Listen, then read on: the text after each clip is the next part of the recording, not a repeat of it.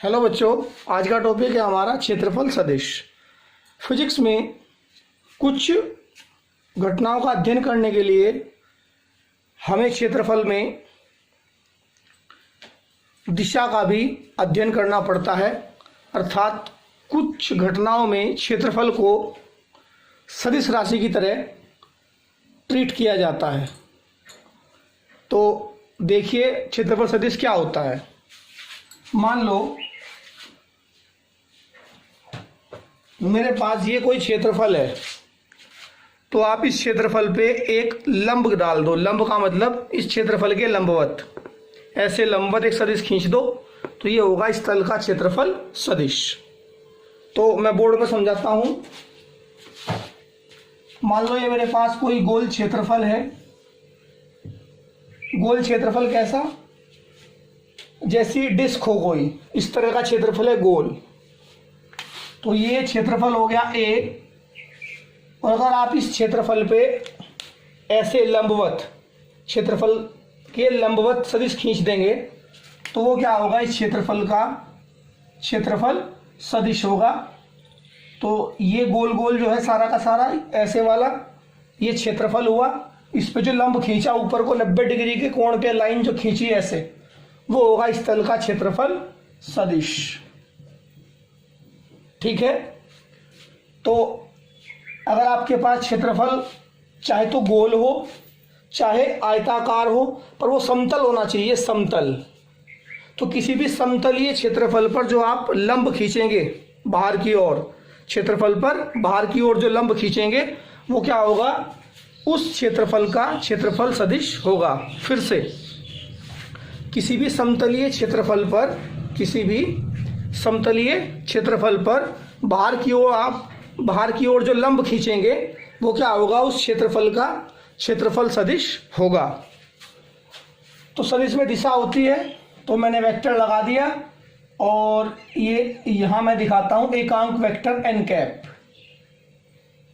जो N cap की दिशा है, जो एन कैप की दिशा है, वही क्षेत्रफल सदिश की दिशा होगी। कक्षा 11 में आप पढ़ चुके हैं।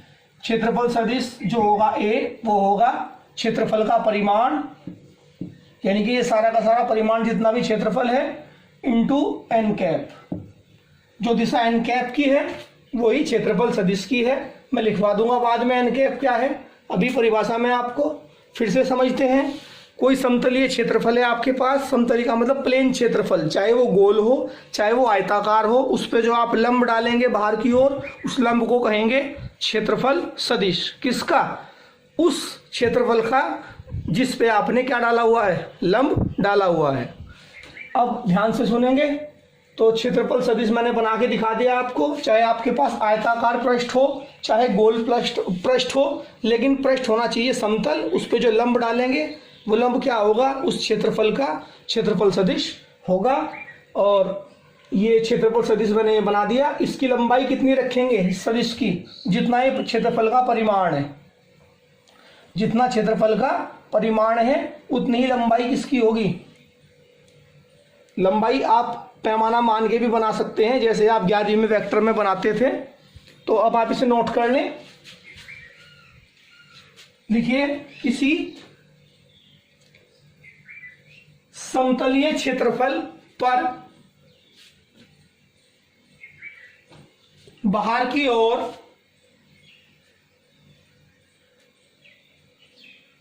खींचे गए लंबवत सदिश को उस समतलीय क्षेत्रफल का क्षेत्रफल सदिश कहते हैं।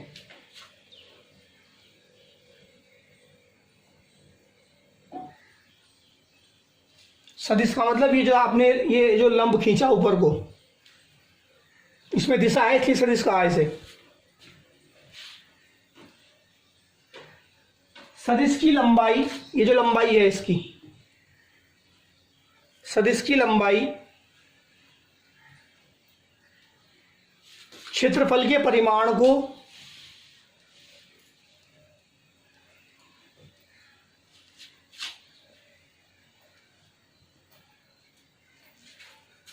तथा सदिश की दिशा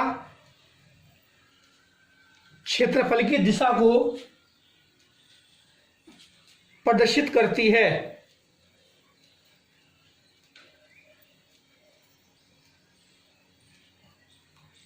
लिखिए, माना किसी समतलीय तल का क्षेत्रफल A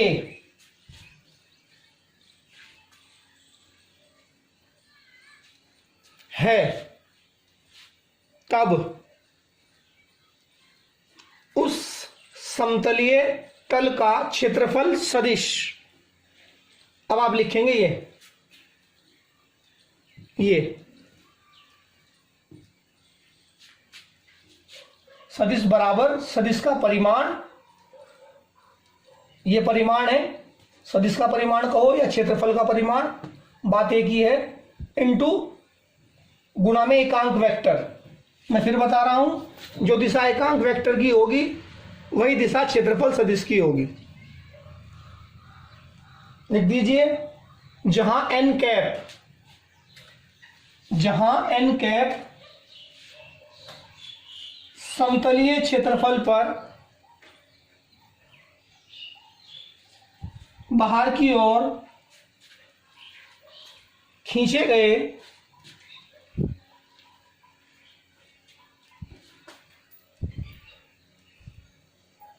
लंबवत सदिश की दिशा में एकांक सदिश है। एकांक सदिश है।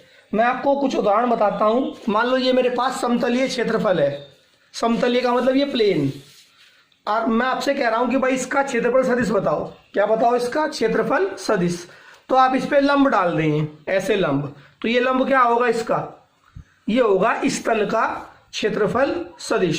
ये आपके पास तल ऐसे है, ऐसे, मैंने कहा इस तल का क्या बताओ? क्षेत्रफल सदिश बताओ। तो आप इस पे ऐसे लंब डाल दो, ये क्या बन जाएगा? इसका क्षेत्रफल सदिश बन जाएगा। तो ये आप समझ गए होंगे कि किसी भी क्षेत्रफल पे अगर आप लंब डाल देंगे तो वो क्या होगा?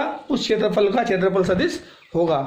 मुझे उम्मीद है आपको समझ में आ गया होगा। मान लो आपके पास ये कोई तल है जो आयताकार है, इसका क्षेत्रफल a है, तो इस पे आप यहाँ लंब डाल दिए, ऐसे ये लंब डाल दिया, ये हो जाएगा इस तल का क्षेत्रफल सदिश।